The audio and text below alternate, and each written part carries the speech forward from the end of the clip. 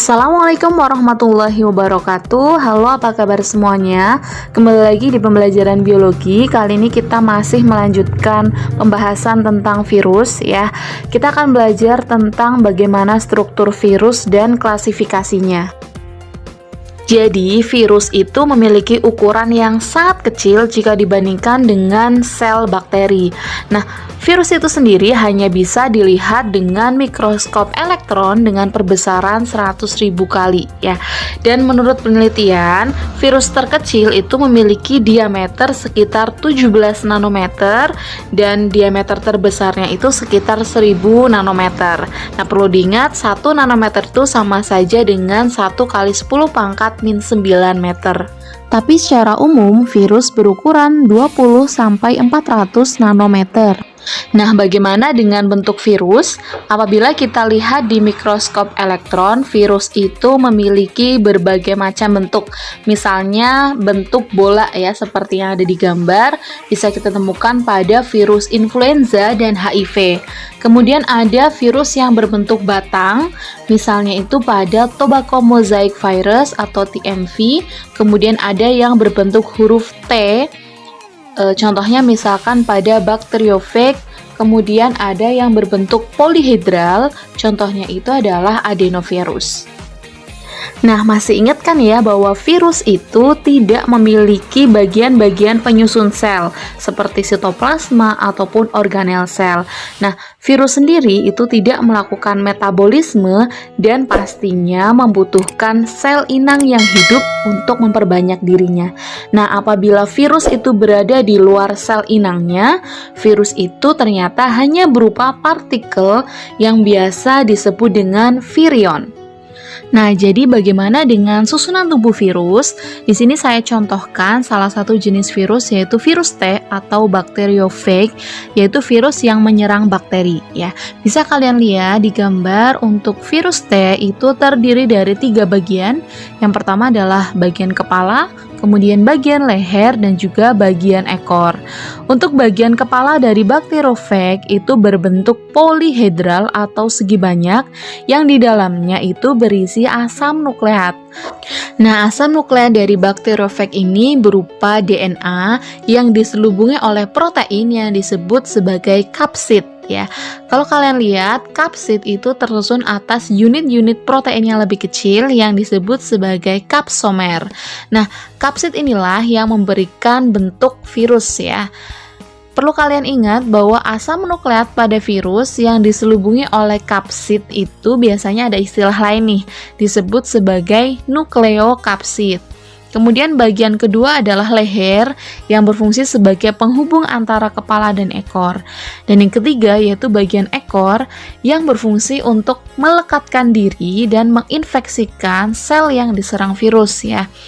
Nah, bagian dari ekor ini memiliki struktur tambahan itu berupa selubung ekor, kemudian ada lempengan dasar dan juga serabut ekor. Nah, pada setiap ujung serabut ekornya itu terdapat reseptor yang berfungsi untuk menerima rangsangan. Nah, perlu diingat bahwa tidak semua jenis virus itu memiliki susunan tubuh seperti bakteriofag ya, karena ada beberapa jenis virus itu yang memiliki asam nukleat berupa RNA saja. Dan biasanya virus yang menginfeksi sel eukariotik itu tidak memiliki ekor ya, seperti pada bakteriofag. Namun secara umum, tubuh virus itu tersusun atas senyawa-senyawa seperti berikut ini. Yang pertama jelas ya memiliki asam nukleat yaitu berupa DNA atau RNA saja.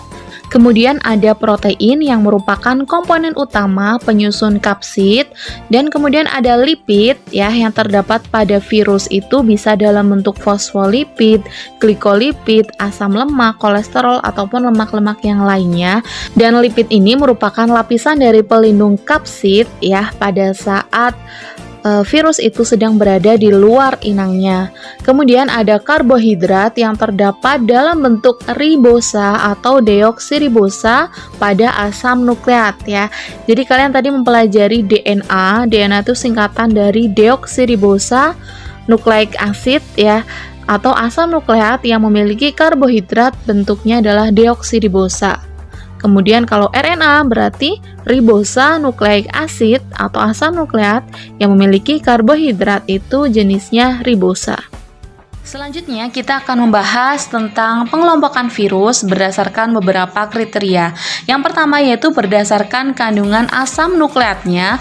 Virus itu dibagi menjadi dua kelompok. Yang pertama adalah ribovirus, yaitu virus yang asam nukleatnya berupa RNA, dan ada deoksiribovirus, yaitu virus yang asam nukleatnya berupa DNA. Nah, apa saja jenis virusnya?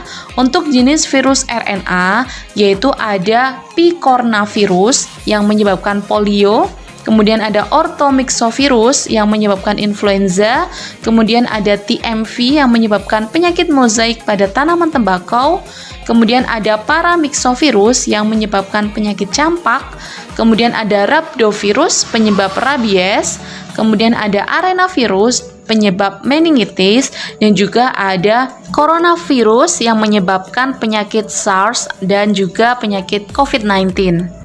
Selanjutnya untuk deoksiribovirus itu ada herpes virus yang menyebabkan penyakit herpes, kemudian ada bakteriofag yaitu virus yang menyerang bakteri, ada papovirus yang menyebabkan papiloma atau kutil, kemudian ada adenovirus yang menyebabkan pneumonia, dan juga ada poxivirus yang menyebabkan cacar. Selanjutnya, untuk pengelompokan virus berdasarkan sel inangnya, yaitu ada virus yang menyerang manusia. Ya, di sini saya contohkan hanya satu saja. Sebenarnya ada banyak ya. Contohnya misalkan virus hepatitis. Kemudian ada virus yang menyerang hewan, misalnya adalah Newcastle disease ya atau tetelo. Kemudian ada virus yang menyerang tumbuhan, misalnya TMV, dan juga ada virus yang menyerang bakteri, misalnya bakteriofag. Nah, selanjutnya ada pengelompokan virus berdasarkan keberadaan selubung yang melapisi nukleokapsidnya. Yang pertama yaitu ada virus berselubung atau bersampul, yaitu virus yang mempunyai selubung pada nukleokapsidnya dan tersusun atas senyawa lipoprotein atau senyawa glikoprotein. Contohnya yaitu pada herpes virus, orthomyxovirus, paramyxovirus, rhabdovirus, retrovirus, dan juga termasuk coronavirus. Kemudian ada virus telanjang yang artinya virus yang nukleokapsidnya itu tidak diselubungi oleh lapisan yang lain. Contohnya yaitu adenovirus, papovavirus, ada picornavirus, dan reovirus. Nah, bagaimana dengan karakteristik virus yang menyebabkan penyakit COVID-19 sekarang ini?